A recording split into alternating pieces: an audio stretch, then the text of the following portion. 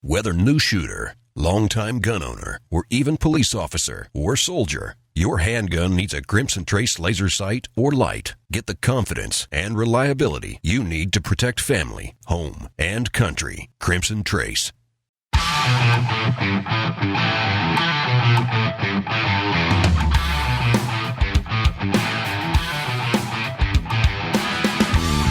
Today on Tom Gresham's Gun Talk, Tom's at the IWA Outdoor Classics, the European version of SHOT Show, with exhibitors from 54 countries in 9 halls. There's a lot to see and hear about. So, from on location in Germany, here's Tom. All right, we are here. Well, where is here? We're actually in Nuremberg, Germany. Believe it or not, it's the IWA Show, IWA Show we call it. We're sitting in the Ruger booth. Now, to be fair, tell you what's really going on. We're doing this on Saturday because we couldn't do it on Sunday. The time zones didn't work because we'd be doing it like at 10 or 11 o'clock at night, and we'd all be drinking German beer and doing the show, which is not a good idea. We don't mix alcohol and guns or gun talk. So I'm sitting here with Chris Killoy, the president of Ruger. Chris, thank you for having us in your booth, man. Well, thank you for joining us, Tom. We're glad to have you here. This is fabulous. I have no idea what IWA stands for. I'm sure it's German for something. It is. It's German for something, and I forget what it is, but it's really, we like to call it the kind of the European SHOT Show, if you will. It is exactly that. And if I did my conversion correctly, I saw that the number of square meters the show is and ran that out. This thing is just about as big in space as the SHOT Show now. It seems like it's spread out through about 9 different halls, right? And it really takes a while to work your way through them all. And even when you do, you feel like you missed something. Well, exactly. It's and you think you've covered it all, and you go, "Oh wait, there's another hall over there." Right. All right. So we're in Europe. We're in Germany. I guess the first question is, how long has Ruger been coming here, and why? Well, Ruger's been coming to IWA, and we've had European and international distributors for many years. The show, like I said, is similar to SHOT Show in some ways, but we really like to think of this show, it's almost like 2 events going on. In front, where we have the guns on display, it's really almost like the NRA show, a consumer show, if you will. Okay. In the meeting rooms behind us, we have meetings with, throughout the day, or throughout the 4-day period, pretty much every hour on the hour with a lot of our distributors from around the world. We have over 40 distributors. Not just in Europe, even. Exactly. We've talked to our distributors from Thailand. We had a gentleman, people coming in from all over the world to look to see if they could possibly import the Ruger line. We had a gentleman just a few minutes ago from Madagascar. Wow. It wasn't a penguin, was it? No, but there's apparently one gun shop in Madagascar, and he would like to get some Rugers. He wants to get his hands on them. Right. So Ruger really is an international company. Absolutely. We've always been very interested in the international market.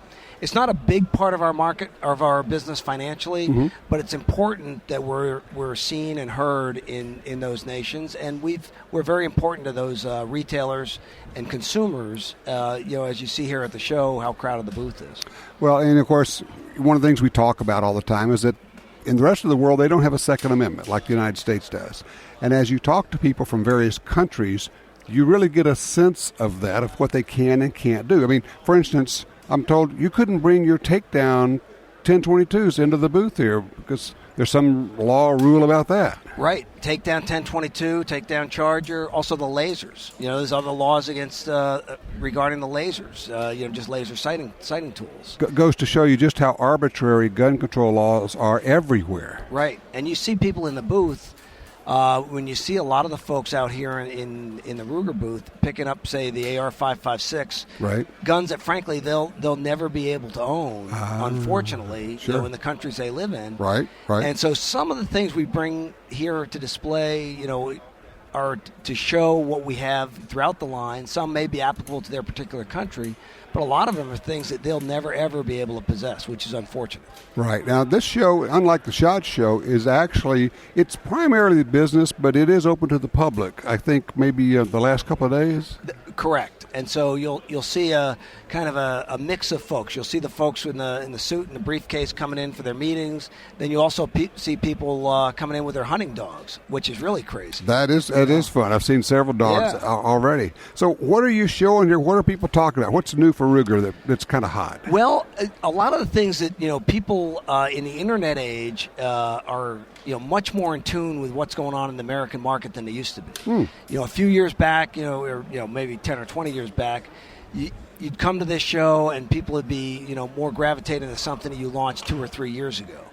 Now it's whatever we launch, because they're on the same internet blast, they're looking at the same web pages, and they want to get what's hot in the U.S. if they can in their country. Right. So things like we've seen a lot of great interest in products like the American Ranch and Predator models, which are new additions to the American line, and frankly, consumers are on top of that before some of our retailers are.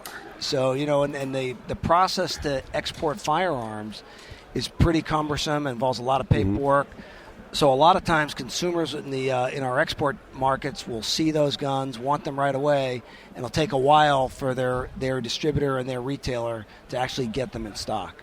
Here's a question for you. Obviously, several of your guns now are coming with threaded barrels. Suppressors are becoming very important in the U.S. market. But, for instance, over in the U.K., they've been using suppressors for a long time. Exactly. You get a country that really has very restrictive firearms laws like the U.K., and yet they, for as far as silencers and suppressors go, to them that's something very normal and something that really is just there to attenuate the sound. And it's a very civilized, neighborly thing to do. Exactly. And why would you make all that noise and bother your neighbor, right? Exactly. And so we think of them when we have to go through this paperwork and waiting periods and all, and they're looking at it and going, it's just a muffler for your gun, for heaven's sake. Right. And a lot of these countries have changed over time. When I first got into the firearms business in 89, Germany, for example, was a great handgun market for us. I was at Smith & Wesson at the time, but we were selling both Smith & Wesson and Ruger. All the big companies were selling a lot of handguns into Germany. And that has changed dramatically with the German laws have shifted to the point where handgun ownership is just almost impossible for the average German citizen. Isn't that something? Yeah, it's really, it reminds you how important the Second Amendment is to all of us in the U.S. And it's interesting, when you talk to gun owners and shooters in these countries, they almost always end up circling back to telling us in the U.S., guard what you have carefully. Be very aggressive about guarding your rights because they can slip away.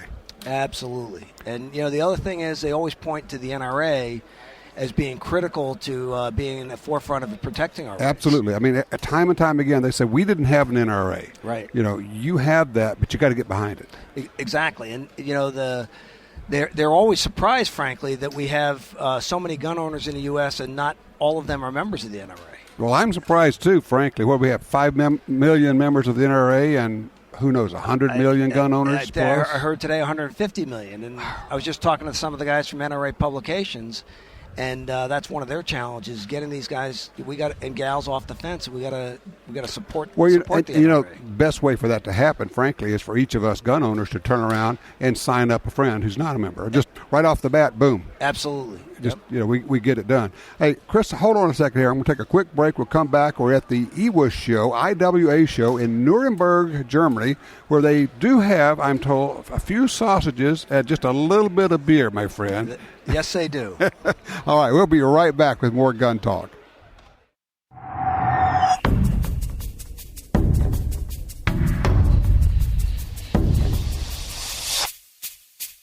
The Smith & Wesson Bodyguards. Carry more comfortably, walk more confidently.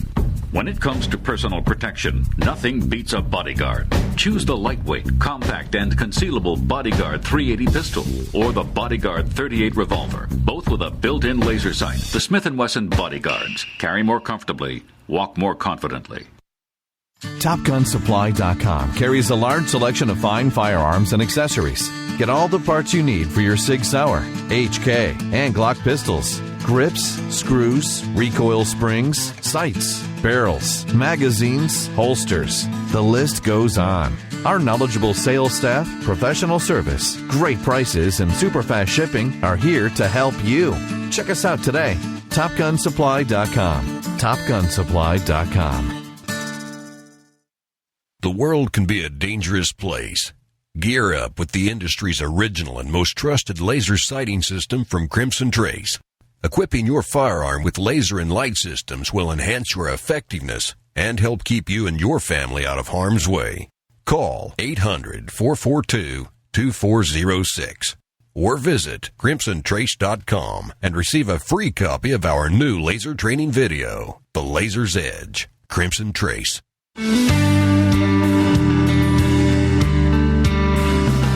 All right, we're back here at the IWA Show in Nuremberg, Germany. We're surrounded by 40,000 of our close friends here. Chris, I was looking at, they say it's about 40,000 people attending here, and I know there's about 60,000 at SHOT Show, something like that. But this show is huge. It really is, because it covers a lot of ground, a lot of different halls. Right. And, a lot of great product here. Not just guns. I mean, you see whole booths dedicated to fine walnut. It's really some cool stuff here. Tell me about it. I went by a couple of those places. I was drooling on the walnut. Man, gorgeous stock material. Right. Things that you just don't see, right. At a show in the U.S. sometimes. You just don't. And there's some guns here. We went by one over and under was 250,000 euros. So it's, $300,000 wow. ballpark, And that wasn't even the fancy one. That didn't have any engraving. Right. Huh? Crazy. That's a different world altogether. Yep. And then you see all the different kinds of clothing and everything. It's fun to run into people who are shooters and hunters and outdoors people. They're like us, but what they do is different. Their tools are different. It's just, little different cultures. It is, and hunting, for example, in a lot of European countries, unfortunately, as the laws have gotten more restrictive, it started to become, a sport of, the folks that are, on the upper income levels, sure. and it's unfortunate because there's so many hoops to jump through to get licensed. For their somebody training. was telling me in some places it's like 16 months of school to go to before you can take your test to get your license which for is, hunting. Over the top, and something that, again, we're very fortunate in the U.S. We forget sometimes how fortunate we are to have the Second Amendment, in the U.S. to safeguard our rights. Absolutely. Absolutely. I want to bring in right now, Derrick Lau has just joined us from BenchMade Knives. Derrick, how you doing, man? I'm doing well, Tom. Thank you for having us. Well, thank you for being here. Appreciate you joining us in the Ruger booth. And, of course, we'll just tell you, Chris and I are also knife guys. Fantastic. Big time. We're all about that. From the standpoint of a knife maker, what are you guys doing over here? What is it about the IWA Show that's important to you? For us, we're I wouldn't say we're super well known in even America in the U.S., but in the U.S. market we have definitely better name recognition. People know BenchMade. Over here, though, in Europe, we're still relatively new. Over here you have Boker, who's more of a European knife maker. So here we do have some established, presence, but we would definitely want to grow it, get people out there to know about the BenchMade name, the brand, and the quality that we bring to the market of sport cutlery. So are you selling primarily into Europe with this show, or are you basically talking to people from all over here? So, we're meeting from people from all over. This IWA is just a melting pot of just basically every European country. You hear all these languages being spoken as you walk around the halls. Oh, yes. It's crazy. And meanwhile, I'm just the American who speaks English. So, fortunately, a lot of our distributors do speak English, and they humor us. And, it's been great, reaching out to a lot of different countries. Today we met with a few different ones, Israel being one. Just getting our name out there, establishing some relationships, and of course, on my side, I do the PR side, so meeting a lot of our European writers, and getting the info and educating them on our products. Some of them are really familiar, which always amazes me when somebody knows almost more than I do, and I work there. It happens that way. I know some of your customers will come in and they're telling you all about your guns. Absolutely. We have very passionate customers, and so we're very fortunate and blessed in that regard. But when you work a show like this or a SHOT Show, you better be on your game. That's right. Yes. They will come in and go, well, I know this is used at this steel and this thing, but you could have used it. And you're going, where do you guys come from? Exactly. Right. They are so educated, especially the fans. The fans love our stuff, and they just want to see more. And that's also part of trying to establish what we can get into certain countries. There's with knives like guns, there's a lot of restrictions on them as well. Okay. I did not even think about that. Yes, particularly here in Germany, technically you can't carry a knife if you can open it one-handed. Tell me about it, because I daily carry a BenchMade. Okay, excellent. And did not even bring it with me on this trip. And there's been like 14 times I've gone, I don't have my knife. This is right. driving me crazy. Tell me about it. I can't open a package. I can't do anything, Exactly. I feel naked without my knife. But, Absolutely. here in Germany, I didn't want to risk it. I don't want to lose any of my knives. No. I love them. And, TSA already has several of mine. So. Oh, no. Oh, yeah. Oh, yeah. And the guy picked it out of the box and stuck it in his own pocket. Actually, I told one of them, I said, you don't understand. This is a really good knife. Don't throw it in the box. At least you should take it. He says, I wish I could, man. I can't. It's got to go. And I'm thinking, man, that's a waste because that was a really good knife. And then, of course, it just means I get to go buy another knife. Exactly, so right? You just get an upgrade. It's Look at it all that good. way. That's right. So I'm going to broker a deal here. I'm thinking that Ruger and BenchMade ought to do some kind of promotion together at some point. Guns and knives go together so well. They do go hand in hand. So there you go. I mean, there you go. At least we'll start the conversation here, and you guys pick it up at some point. All right. So what's new in knives from BenchMade? We have a few. Of course, we launched our Hunt series over a year ago. Our Hunt series is going really well. I think here in the European market, though, still people are learning about it. A lot of people did know about it, but there always could be more. Over in the U.S., the Hunt line is all over the place, which is great. But over here, just showing off our Hunt line, which has done exceptionally well. We've introduced a few everyday carries that would be good options for the folks over here, and just showcasing a lot of the quality that we put into our product. Like Ruger, we put out a product that we're very proud of, and we definitely want to educate and show people about that. Let's get some education. When somebody says, I want to buy a knife, I don't want to spend $400, and there are a lot of good $400 knives, sure. But I want a good quality knife. What does somebody look for? Steel is definitely the first thing you'd probably, that's the critical part of the knife. And it depends on how you're going to use the knife, too. Are you going to use it every day, or is it just opening boxes, letters? Maybe you want something that's easy to sharpen, or if it's primarily a hunting knife, maybe you want something that has high corrosive resistance and good edge retention. Nothing's worse than getting through an elk or halfway through an elk and having to retouch up your blade. That's no fun. But if it has good edge retention, then it's going to be a little bit more difficult to sharpen. Yes, and that's the trade-off. Sure. There's trade-offs with everything. So you can get something that's incredibly hard, that has really good durability, like D2 tool steel. We use that in a lot of our knives. The trade-off on that, though, being a really hard steel that has a lot of carbon in it, it has less chromium and other...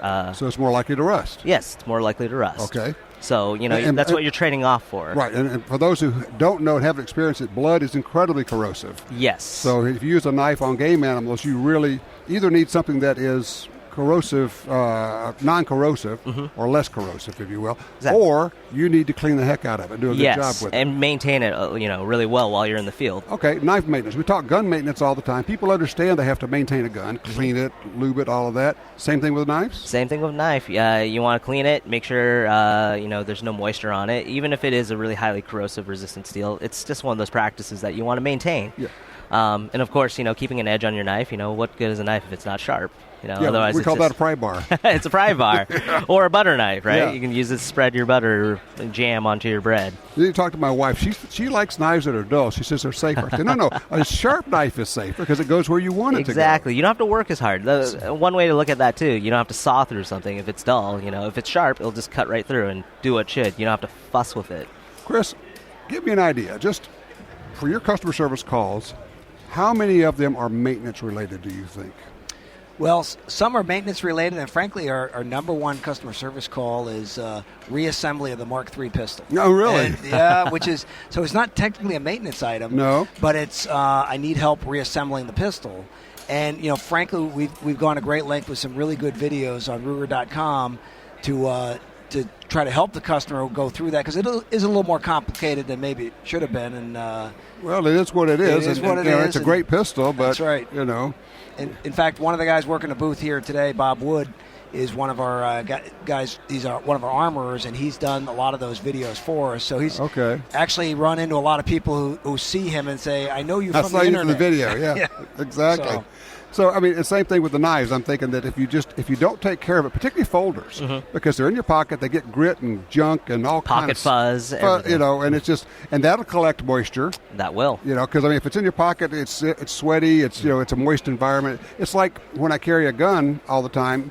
it's in a moist environment. It's Yes. right against your body all the time. Exactly. It's actually not a great place for us to put steel items at all. No. When you think about it. Human skin's full of oil Yep. and other corrosives. Yep. So, same with a knife, and that's part of our customer service too. We have our Life Sharp warranty where a customer can send a knife back to us. Really? We'll sharpen it, clean it, replace any minor parts such as like springs, screws, pocket clips that may need to be replaced. And that's all part of the warranty that comes with your BenchMade. Watch for a box coming from me soon full of stuff. Okay? Sounds good, Tom. We'll be on the lookout. Yeah, because I've got several of you. Like I said, I didn't want to give mine up. By the way, the Griptilian, one of the things I like about it, I know this is non-tactical, is I like being able to get different colors Yes. in the grips, because now I can find it. If it's like in the bottom of a bag or something, when Exactly. everything's black, you can't find anything. Exactly, especially if you take it out hunting. You drop Yes. that, you put that down after you've finished some cuts. Where'd it go? Okay. Somebody explained to me camo knives, because if you drop it, you can't find it, right? Exactly. It's like the guy I saw had a camo wallet. I said, really? That's what we want? We want to be able to drop it and never find it Never again? see it again. I don't understand that. Exactly. It's right there with camo keys, right? Yeah, there you go. That's right. So, and no one ever put a gun down and couldn't find it in the woods, I'm sure. Right. Yeah, Oh, yeah, dear we hear Lord. about that all the time. You walk away, you're doing something, you're tracking, you come back and where'd it go? Mm-hmm. And it doesn't have to be camo for that. That could happen to anybody. So, well, for people who want to know more about BenchMade, website? Yes, visit www.benchmade.com. That works anywhere, of course. And all the information there, company history, how you can take advantage of our Life Sharp warranty, of course, that's also there.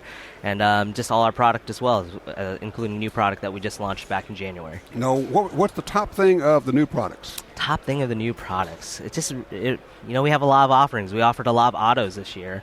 Automatic knives. More states are allowing autos, which is great. AKA switchblades. Come on, guys, with their auto opening knives. Right. Yes. And it's one of those things. It's the Switchblade Act. And you may not know, I'm on the board of directors of Knife Rights. Oh, you are. Yes. So you know Mr. Ritter then. That's the knife I carry. I carry the Doug Ritter BenchMade knives. Excellent. Doug's a good person, and he does a lot of work for just us in the industry. Right. We're pushing Knife Rights everywhere. We're getting a lot of these restrictive knife laws repealed and getting preemption laws passed. So we're doing. It's very much mirrors exactly what we've been doing in the gun side for all these years. So we're just doing it on the knife side. Exactly. And it's almost like these laws have just been stagnant. No one's even paid attention to them. That's why they're still even on the books. Exactly. All right. BenchMade.com. Yes, right? BenchMade.com. All right. Derek, thank you so much. I appreciate you being here. All right. And Chris, thank you for letting us hang out in your booth, man. Absolutely. We're glad to have you. We're going to be here for a while, but you got to go work. I know. We got to go. I got a few more meetings, but I know you got some great folks coming in from all parts of the industry, so it should be a good day. We do. Absolutely. Well, I appreciate that, and we'll check in with you a little bit later on, okay? Sounds good. Thank you, sir. I appreciate that. All right. Don't go anywhere because we are at the IWA Show. We are in Nuremberg, Germany, in the Ruger booth, having a ball over here. Lots of fun people, a lot of different people you don't always see. They're talking about guns. They're doing it in different languages. We're going to I'm not going to try different languages. I'll just keep talking about guns. Be right back.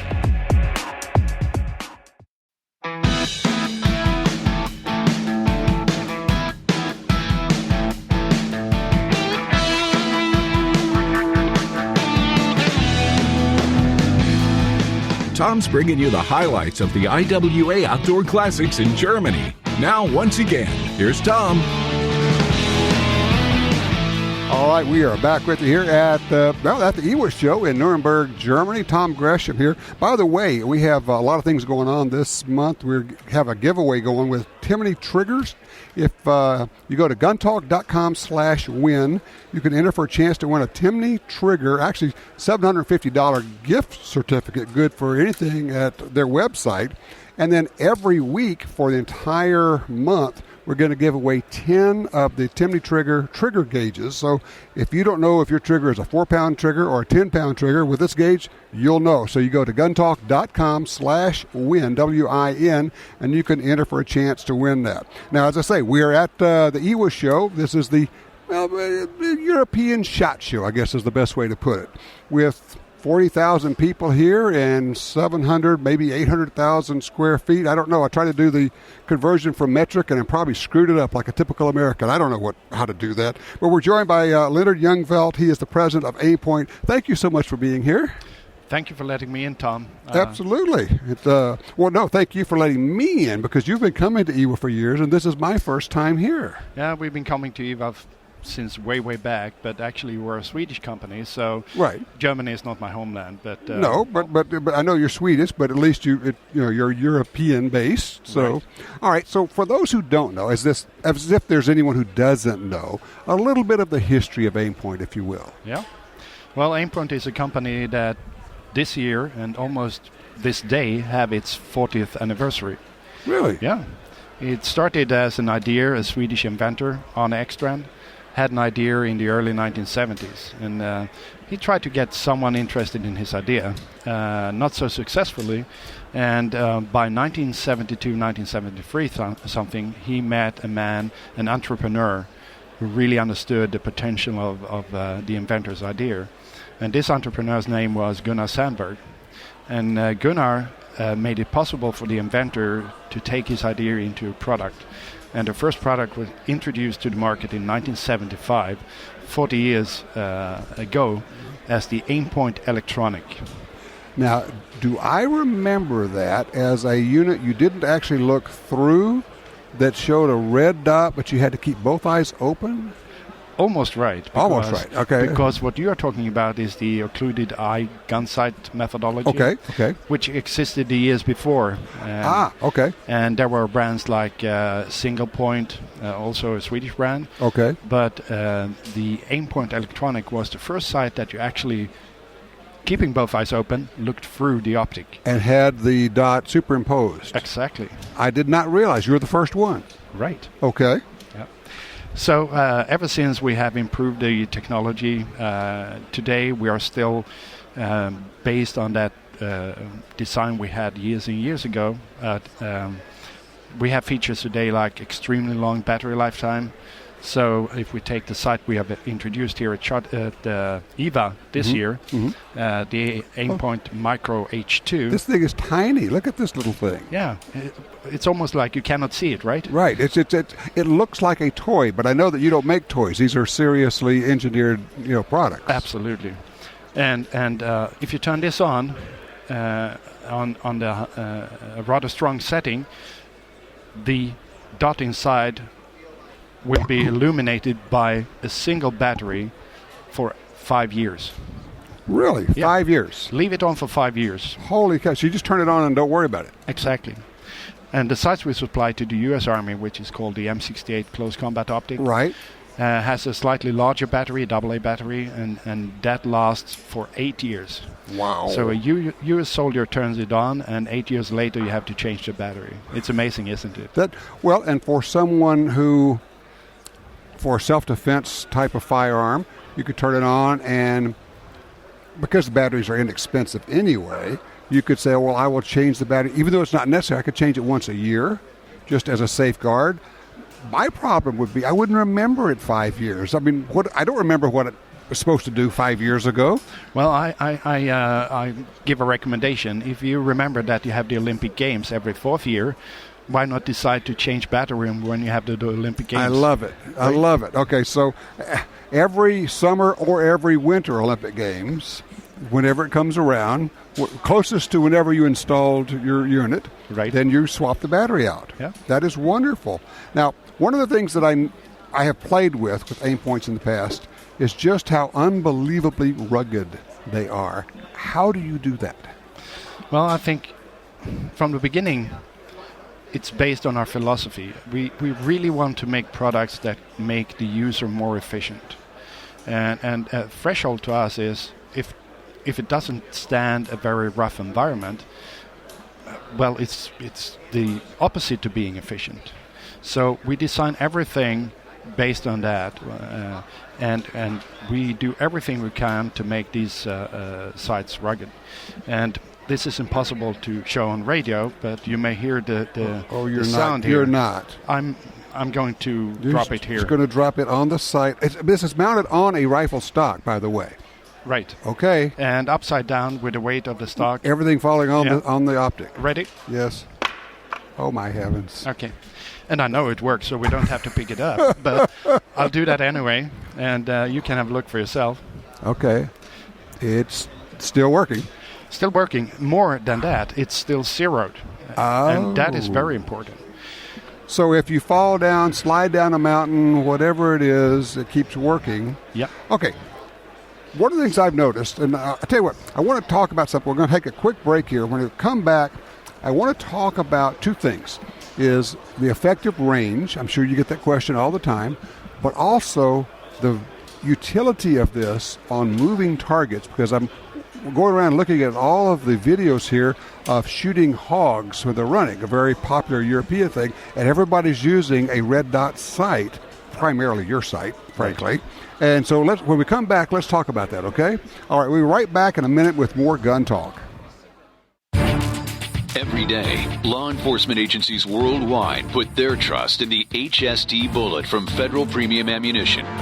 Built to protect our streets and defend our freedoms, HST and its iconic mushroom provide reliable and consistent performance. That same technology is now available for your personal defense needs when protecting your home and defending your family. Personal Defense HST. Proven, trusted performance. Federal Premium Ammunition. Every shot counts. You got your carry permit, and that's good. But you know you could use more training. Get the DVDs, which have what you need. Springfield Armory presents Concealed Carry 1 and Concealed Carry 2 with Bata Group. Learn specific concealed carry skills from Top Gun fighting trainers. Get trained. Be prepared. This really is life and death. ShopGunTalk.com. That's ShopGunTalk.com.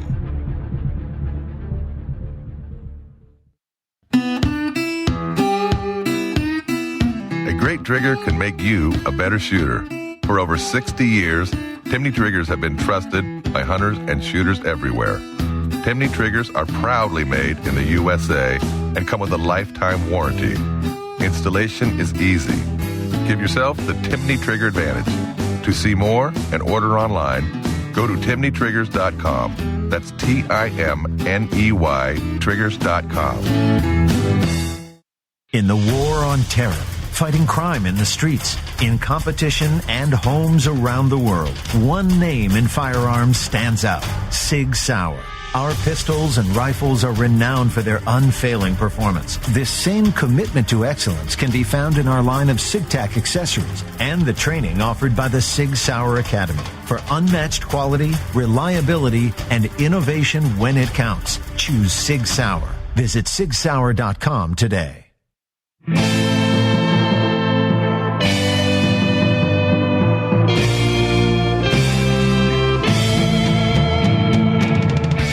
All right, we're still playing with this Aimpoint sight. It is unbelievable. I mean, I can't believe it. Lennart just dropped this scope or sight on the sight, mounted to a rifle stock, just right onto the hard floor here in the show group. You had no qualms about that at all. You're comfortable doing that. I'm very comfortable because I've done much worse things than that. And normally what we do when we show the product is we will go to a shooting range, we put it on a rifle or carbine, zero it to the rifle carbine, and then we take it off the rail. We throw it as far as we can down range, put it on again, and then we take another 3-4 rounds, and just to prove that it holds zero. Wow.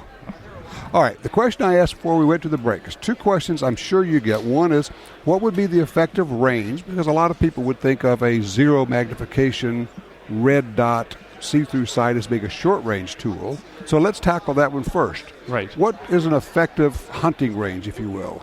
Well, personally, I've shot animals out to more than 200 meters, and I think it's more connected to the ballistics of the specific ammunition you're using. Mm-hmm. Of course, if you want to identify an individual animal, as you may want to do in certain situations, well, I use a binocular to do that. Right. And then I take the shot with the non-magnified optic, the Aimpoint sight.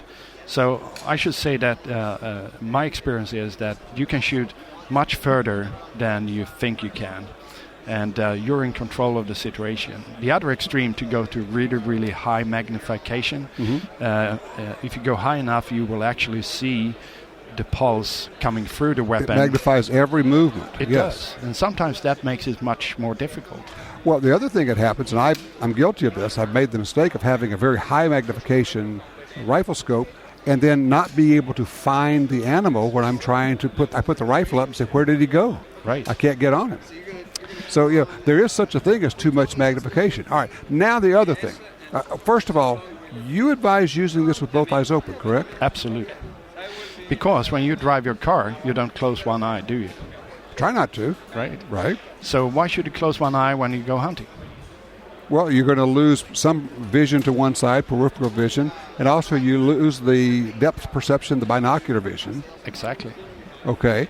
So, all right, so you shoot with both eyes open. You just shoulder the firearm, shotgun or rifle. It works either way. Red dot appears. The bullet goes to where the red dot is. Now, talk to me about, because I've been so impressed, talk to me about shooting moving targets with this, because this seems like the perfect solution for that. It is.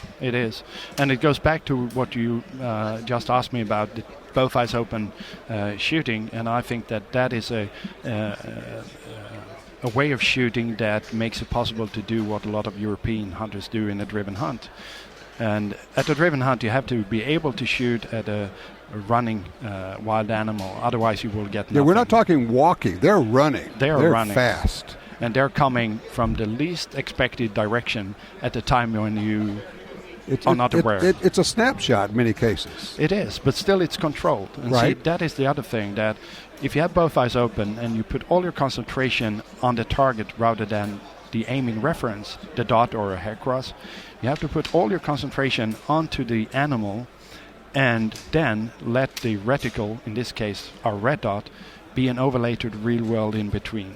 And this is where you can start to think about lead, because shooting at all these running animals, you have to have a philosophy shooting with lead. And you can choose either to shoot with constant lead, or you can accelerate, coming into the animal from underneath and behind, walking your way through, and as you're getting into the impact area, you have higher velocity on the barrel, and you just squeeze the trigger and you hit. It's the swing-through method that clay target shooters use. Well, a little bit slower than clay target shooting. Yes, a little slower, certainly, but same concept. Same concept, definitely.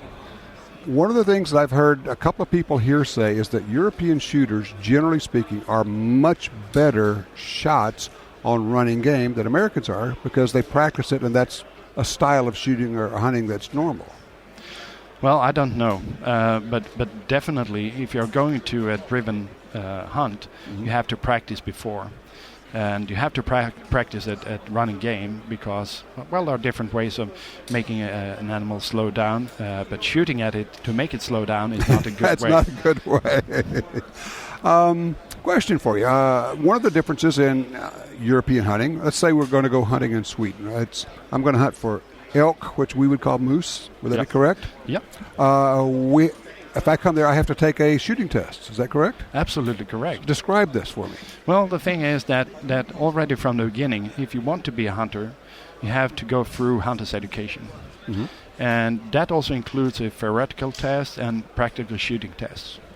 And the moose part of that is you have a target at 80 meters.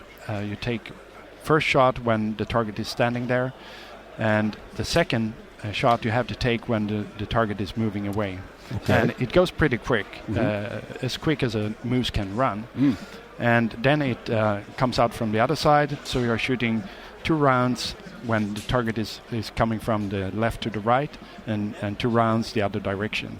And you have to pass several series of a certain level of skill there. Shooting your rifle that you're going to hunt with. Absolutely. And that is something that we will do every year. Interesting. So it's not like the government has a mandatory test every year, but we know that if you don't practice, you're likely to mess it up during the hunt. Right. So most hunting parties have that as their own rule. They require all their hunters to be at the range, do some shooting, pass the moose test, and then they're ready to go hunting for real. And, honestly, that strikes me as being the ethical way to be a hunter. I think you have an obligation to the animal you're hunting to be a good shot, to do what you're supposed to do and not make a mess of it. See, that's another part of maybe what is a little bit, at least of my philosophy. If I take the first round on an animal, after that my job is not to observe where the animal goes away. As long as I can put another round or a third round into that animal, that is my job, and that's Exactly. the ethical standpoint I take. All right, for people who want more information on Aimpoint, I assume it's aimpoint.com? Exactly. Aimpoint.com will do that. Wonderful, wonderful sighting optics. They're rugged, they're made for fast use, and they're put together by people who like to hunt. Exactly.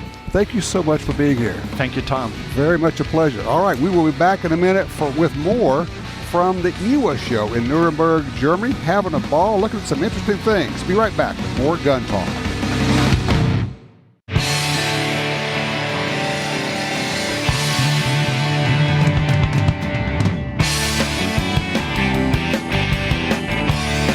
All right, still here. We're in Germany. We're in Nuremberg, Germany at the IWA Show. Ryan Gresham has just joined me, and Ryan's been running around playing with all the guns and all the scopes, and particularly looking at these videos of these people shooting these running boar. I mean, you're kind of all about that.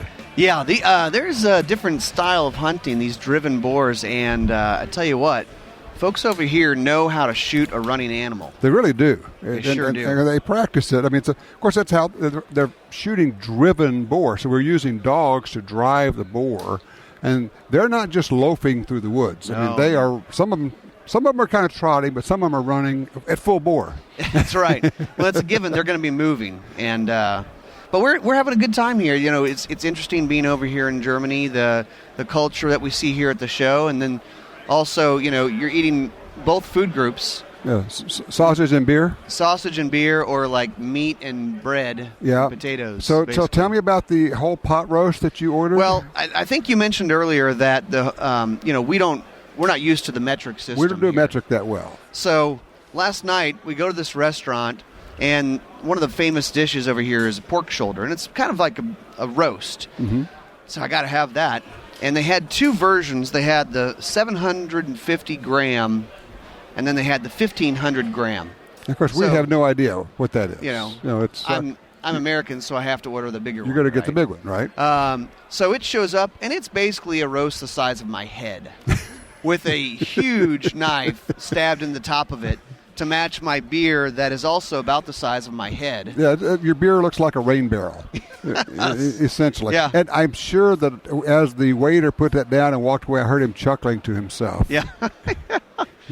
Yeah, I don't know how you say good luck in German. That's but, right. Yeah, that's what he said. So I think you're right. Well, you did a pretty good job. You probably mangled about half of it away. yeah, I showed it who's boss. Yeah. Yeah, it's crazy. Wonderful people having a great time. You know, it's amazing when you have a shared interest like shooting and guns and hunting. And, you know, one of the things we talked about is that a lot of times Americans think, well, people in Europe, they can't own guns. Right. Not true at all. Right, that's not true. I mean, gosh, you're talking about the European SHOT Show. We've got 40,000 people attending this thing. This is not a small event. No, This is a big deal over here. You're talking 750,000 square feet. And a lot of people, and obviously selling to other parts of the world too, but certainly a lot of it in Europe. Now the laws change, and what you can and cannot own, or what you can do, change as you go from country to country. From you know, country France to is going to be different yeah. from Germany versus Belgium or whatever. But and they're all more restrictive. Yeah. Than we are. So they have hunting. They have a lot of target shooting, a ton of target shooting. Well, that's more accessible, frankly. Yeah, and a lot of air guns. That seems to be a bigger deal here. Mm-hmm. We were actually just walking around. I don't know if you already talked about this, but you know, back home in the States, people were talking about ammo and getting ammo and all this stuff. You know, it'd be worthwhile to spend some money, get a nice air gun, $300, $600. I'm sure you can buy one for $1,000. But if you get that, and then you can get pellets were basically you can nothing. shoot inside your home. Shoot inside your home, shoot in your backyard, and get a bunch of trigger time. Why not? I think people kind of forget that that's a good option. There's no substitute for trigger time. Just putting more shots downrange. Absolutely. You just get better at it as you go along.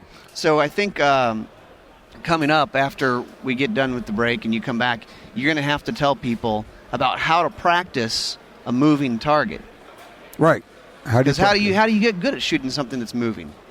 Well, you do it badly, and then you get better at it until you do it better. Well, you got to get a moving target. You have to first step, right? You have to have something that moves. You have to have a moving target. We could talk about our backwoods moving target rig with the tire. Yep, absolutely. We could do that.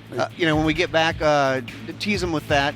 and we'll tell you how. We can do how you can make your own moving target. I guarantee you probably either have what you need or you can get it at a junkyard really quickly. All right, hold on a second here. We're going to be coming back in just a minute. We're going to be talking bullets and ammo and all sorts of stuff. We're at the IWA Show in Nuremberg, Germany. I'm Tom Gresham, and you're listening to Gun Talk.